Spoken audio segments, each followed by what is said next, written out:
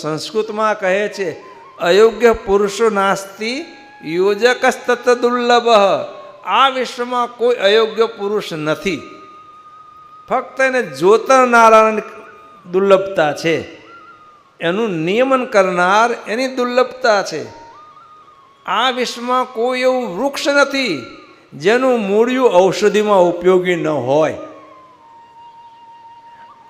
આ જે અક્ષર છે આખા, એ કોઈ એવો એક અક્ષર નથી જે ભગવાનની સ્તુતિ પ્રાર્થના મંત્રમાં ઉપયોગમાં ન આવે. એનો ઉપયોગ કરનારની દુર્લભતા છે. એટલે આખું વિશ્વ ભગવાનનું સર્જન છે.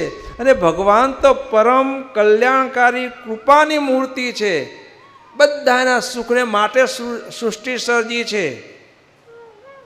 જે વેદ સ્તુતિ ભાગવતમાં કહી એમાં પણ આજ કહ્યું છે, શા માટે સંસાર સર્જ્યો, સૃષ્ટિ સર્જી આપી છે? તો માત્રાર્થમ ચ ભવાર્થમ ચ યાત્મને કલ્પનાય ચ.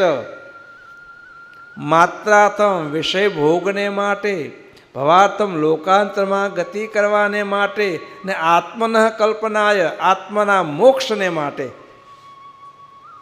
એટલે ભગવાને આખા વિશ્વનું સર્જન જીવના કલ્યાણને માટે, દેહધાયના કલ્યાણને માટે કર્યું. ઝેર પણ ઉપયોગી છે, પણ ઉપયોગ કરતા આવડવો જોઈએ. કેમ ઉપયોગ કરવો? એ ઉપયોગ કરનારની હોશિયારી છે. માટે આ ભગવાનની સૃષ્ટિ બધી જ ભગવાને ઉપયોગ માટે સર્જી છે. એટલે દરેકમાં ગુણ રહ્યો જ છે. એ આપણે દરેકનો ગુણ શોધીને આપણે ગ્રહણ કરવો, એના માટે ગુણભાવ રાખવો, તો બંધુઓ હંમેશા બેઠી શાંતિ વર્તે. ઉદ્વેગ સમાય.